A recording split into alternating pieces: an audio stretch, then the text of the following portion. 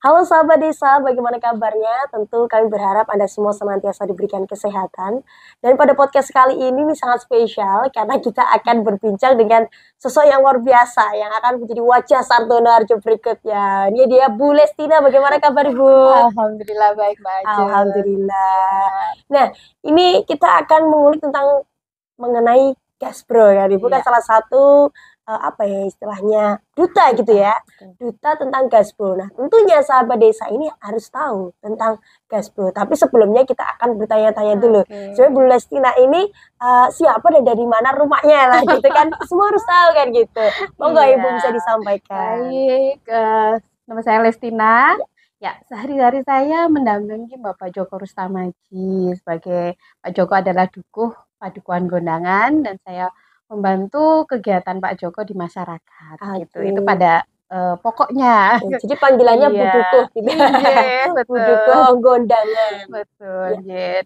Lalu di bulan Juli tahun Mm, 2023 kemarin dapat amanah lagi ini dari ya. Dinas Kesehatan Kabupaten Sleman untuk menjadi duta Gaspro begitu Pak Duta Ajeng. Gaspro, oke Nggih. lah. Ini Bu, ini kan menarik sekali tentang Gaspro. Dari namanya aja sangat menarik gitu kan ya. Betul. Lah, Gaspro ini sebetulnya apa Bu ya?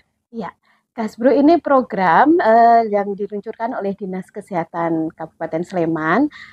Artinya adalah gerakan keluarga bebas asap rokok. Oke, bebas Begitu. asap rokok gitu Iya, ya. betul. Ya. Tujuannya itu adalah meningkatkan usia produktif itu agar lebih sehat dan terhindar dari resiko penyakit tidak menular. Begitu, Gitu. Mbak Ajeng.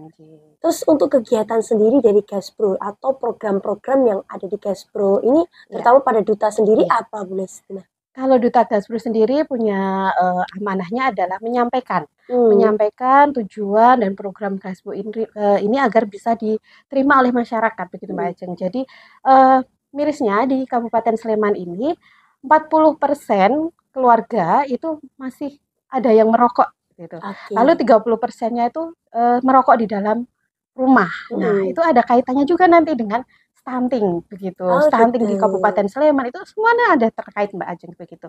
Nah, dengan adanya Gasbro ini diharapkan ada dari masyarakat itu ada gerakan untuk lebih tepo seliro pada Hmm. perokok pasif Oke. begitu, Enci.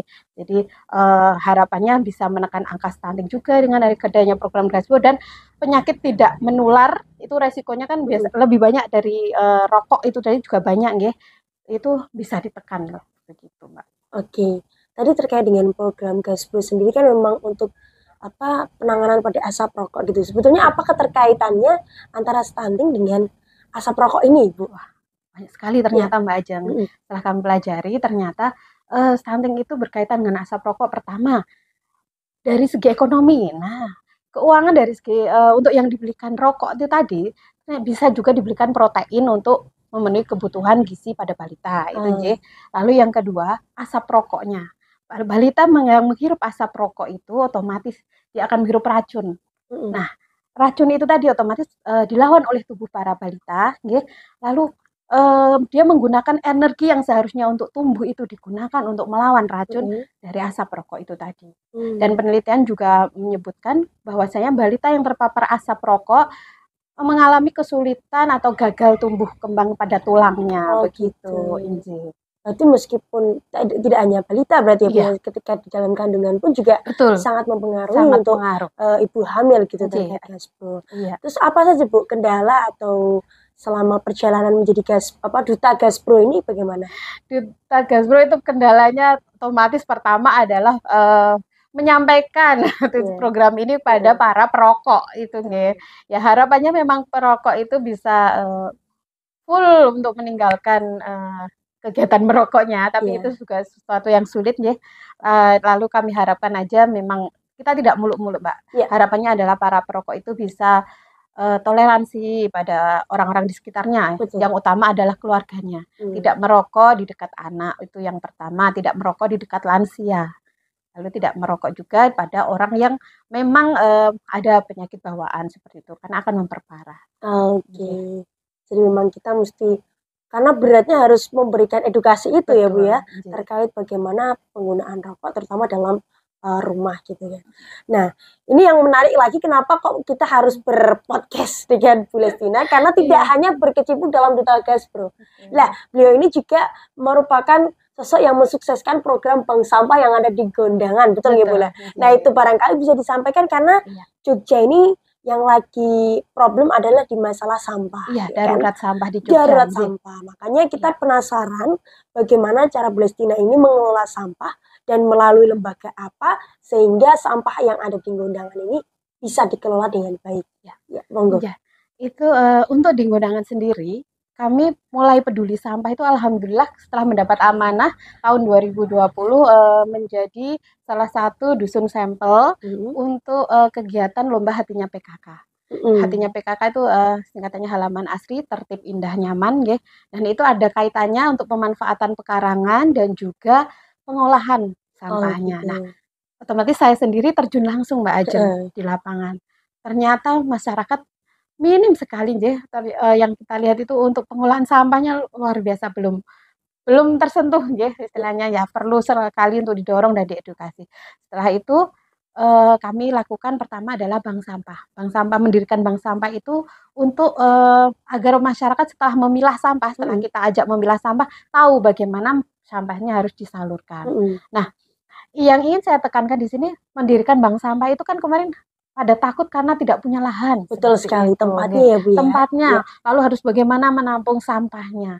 Kalau saya sendiri hal ini saya ajak warga untuk mulai memilah sampah dari rumah dengan cara yang efektif istilahnya membangun rak sendiri yang rapi, dikelompokkan berdasarkan jenis-jenis sampahnya agar tidak namun dia waton dicampur gitu. Lalu setelah dipilah, otomatis nanti dibawa ke bank sampah, rumah tetap rapi, setor ke bank sampah dapat uang. Nah, gitu. Setelah itu kan nanti pelan-pelan dari memilah sampah lanjut ke tahap berikutnya adalah mengolah. Nah, mengolah ini yang sudah kami laksanakan adalah membuat pupuk kompos. Ini kami terapkan di setiap RT itu nanti ada pos-pos untuk pengelolaan kompos. Lalu juga ada juga pembuatan ekoenzim, pupuk organik cair, dan masih yang lainnya juga masih banyak Mbak Ajeng, tergantung RT-nya masing-masing. Ini menarik sekali tentang program bank sampah.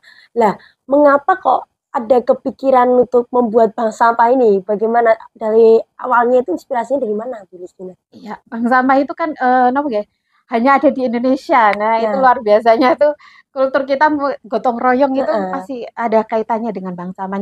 Bank sampah itu uniknya memang hanya ada di Indonesia dan adalah salah satu cara untuk menarik para masyarakat memilah sampah. Sebenarnya intinya seperti itu Mbak Ajeng, karena apa yang masyarakat tabung, sampah yang ditabung mendapatkan hasil dalam bentuk uang yang bisa dinikmati oleh masyarakat sendiri. Otomatis itu akan memacu masyarakat untuk kita harus memilah agar bisa membawa ke bank sampah. Nah, itu tadi nanti dari harapannya dari pembiasaan itu akan menjadi karakter. Nah, karakter akhirnya memilah sampah dan itu akan memudahkan pemerintah untuk mengelola dan mendaur ulang sampahnya. Karena sampah plastik itu kalau sudah tercampur dengan organik sulit diolah. Padahal negara kita itu masih mengimpor sampah plastik untuk didaur ulang. Baiknya kan kita bisa menyuplai sampah plastik itu dari negara kita sendiri, yaitu akan mengatasi istilahnya sampah di Indonesia begitu. Pelan-pelan Mbak Ajeng, insya Allah ini 3 tahun saya merangkul 3 tahun merangkul masyarakat dan ternyata tidak mudah dan tapi di tahun ketiga ini saya rasakan sekali dampaknya di masyarakat itu kayak seperti acara-acara itu sampahnya bisa saya tekan lebih sedikit gitu. Alhamdulillah begitu. Saya dengar ini kan Bu, mungkin yang menjadi daya tarik juga masyarakat untuk melakukan program bank sampah ini karena salah satunya yang saya dengar itu kalau di Gondangan itu ada bagi uang atau apa gitu ya sejenisnya yang ketika nanti mengumpulkan terus kemudian dapatnya itu bagaimana itu Bu, prosesnya? Bank sampah memang sebenarnya tuh yang ditabung sampah, tapi yang didapatkan uang seperti itu. Jadi seperti kita menjual sampah sebenarnya menjual sampah, teman uangnya itu ditabung dulu Mbak Ajeng. Kalau saya sendiri saya memutuskan karena saya punya ini, alhamdulillah ada kewenangan dipercaya, saya membuat peraturan warga boleh mengambil sampahnya, nasabah boleh mengambil setelah ada nominal 200.000. Harapan saya kalau uang ini sudah agak banyak, beliau bisa merasakan manfaatnya. Karena nanti kalau sedikit diambil, beliau tidak bisa merasakan besarnya manfaat sampah itu. Nah, tapi alhamdulillah Mbak Ajeng, ada yang sekali ambil itu kemarin 1 juta gitu. Banyak juga ya ternyata. Itu bisa diambil mungkin saat lebaran. Nah, itu akan membantu sekali nanti pelaksanaan lebaran gitu. Jadi menabung dengan sampah. Dari sampah mendulang hikmah. Itulah sangat menarik gitu ya terkait dengan sampah. Wah, ini Bu, terkait sampah ini apakah ada program untuk menarik lagi kayak misalnya lomba terkait dengan pekarangan atau apa yang bisa menarik dari masyarakat ini untuk menjaga kebersihan lingkungan, ada Bu yang diundangkan? Bagaimana itu? Iya. Jadi yang sulit itu mungkin saat lomba kami mengolah sampah dan lain sebagainya, membersihkan. Tapi yang sulit adalah untuk melaksanakan ini secara kontinu. Nah, betul sekali. Itu adalah PR kami dan akhirnya selama 3 tahun ini kami adakan lomba kebersihan dan pemanfaatan pekarangan di mana di dalamnya termasuk dengan pengelolaan sampah. Itu kami laksanakan setiap tahun berturut-turut. Ini adalah tahun 3 pelaksanaan lombanya dan alhamdulillah antusias masyarakat itu terpancing dengan adanya lomba ini. Jadi kalau itu nanti takutnya itu kalau program ini masyarakat tidak didorong terus berkelanjutan, down juga nanti semangatnya begitu. Salah satunya adalah dengan membuat lomba. Nah, kemarin ini kita juga melaksanakan nih Mbak Ajeng di bulan Agustus ini lomba kebersihan dan pemanfaatan pekarangan. Alhamdulillah ini luar biasa. Jadi yang RT yang dulu belum punya pengelolaan sampah ternyata bertambah lagi ada pengelolaan. Ada berapa RT itu Bu? Ada 6 RT. 6 RT. Semua juga ikut serta dalam lomba itu? Iya, semuanya ikut loh. Ikut andil dan kemarin juri-juri kami datangkan dari Dinas Pertanian dan juga beberapa dari Dewan Perwakilan Rakyat, itu berkeliling di 6 RT. Hampir semua jalan di lingkungan RT itu kami kelilingi. Jadi telusuri semua ya? Iya, tidak hanya 1 pos, 2 pos itu tidak. Jadi alhamdulillah kita bisa melihat langsung bagaimana implementasi dari kegiatan ini dilaksanakan benar-benar oleh masyarakat. Jadi betul-betul masyarakat melaksanakan kegiatan dan program ini. Nah, dalam pelaksanaannya Bu, apakah tentu ya yang namanya 3 tahun berjalan ini ada kendalanya lah, itu apa Bu kendala yang dirasakan setelah melaksanakan program bank sampah ini, itu apa? Kendala kalau pertama untuk bank sampah sendiri adalah karena 6 RT ini tidak dekat nggih. Untuk membawa sampah ke bank sampah ini juga perlu semangat ya, perlu dorongan. Nah, ini kami cara mengatasinya adalah kami jemput bola Mbak. Jadi nanti mungkin RT yang paling terjauh kalau di tempat kami adalah Kelabanan, nanti insya Allah akan kami ambil sampahnya setiap penimbangan. Gitu. Lalu yang kendala berikutnya itu adalah untuk terus merangkul, memacu semangat warga. Itu yang terus kami dorong warga karena untuk menjadikan karakter itu tadi perlu waktu. Saya rasa awalnya adalah karena terpaksa lalu menjadi kebiasaan, setelah menjadi kebiasaan menjadi karakter. Itu nanti yang diharapkan adalah sudah menjadi karakter. Tapi Bu, untuk mencetuskan sebuah program itu kan sebetulnya tidak mudah gitu. Memang dari latar belakang jurusan apa Bu kok bisa tercetus program ini gitu loh. Menarik sekali ini gitu. Ini jauh sekali sama jauh ya. Ya, saya dulu kuliah saya di sastra. Sastra. Ya, sastra Asia Barat. Nah, kemudian setelah saya tertarik memang dengan pengelolaan lingkungan ini. Wah, dengan itu tadi Mbak Ajeng miris. Banyak polutan ternyata di sekitar kita nih. Ini kalau tidak kita peduli untuk masa depan anak-anak cucu nanti siapa lagi gitu nggih. Jadi di Sardono Harjo ini kita masih banyak menggunakan air tanah. Tapi kalau polutan di pencemaran tanah, udara dan air ini istilahnya tidak kita handle mulai sekarang, kemungkinan mungkin 50 tahun ke depan ini kita tidak bisa lagi menggunakan air tanah kita. Nah, ini yang semangat ini yang ingin saya tularkan ke warga di seluruh Sardono Harjo untuk peduli dengan sampah itu Mbak. Karena partikel plastik yang masuk ke dalam tanah itu juga akan menjadi pencemaran untuk air tanah. Lalu juga kita membakar sampah. Membakar sampah otomatis polutan di udara nih, Iya. yang kita hirup lagi. Nanti juga efeknya kemana-mana. Lalu membuang sampah di air itu juga udah otomatis jelas. Itu bukan hanya akan menimbun masalah ke belakang ya. Gitu. Ini selama jadi Duko ini, Bu Duko lah ya. Duko. Ini program apa lagi Bu yang sudah dicanangkan atau dilaksanakan dalam kegiatan, karena sekaligus juga ketua PKK sih. Aduh, banyak sekali jabatannya ya ini. Sampai ya ini apalagi Bu program yang barangkali bisa mengajak masyarakat tentunya ya. Karena apa? Sekarang kan untuk kepedulian lingkungan itu mesti kita sampaikan juga kepada masyarakat, khususnya juga di Sartono Harjo. Program apa gitu Bu? Kalau program sendiri yang saya susun banyak sekali Mbak. Angan-angannya banyak sekali. Ya, yang sudah yang baru-baru kami laksanakan adalah melaksanakan kawasan tanpa asap rokok di Padukuhan Gondangan. Ini juga ada kaitannya dengan lingkungan otomatis. Betul sekali. Ya. Masih juga keterkaitan dengan Duta Gaspro itu ya.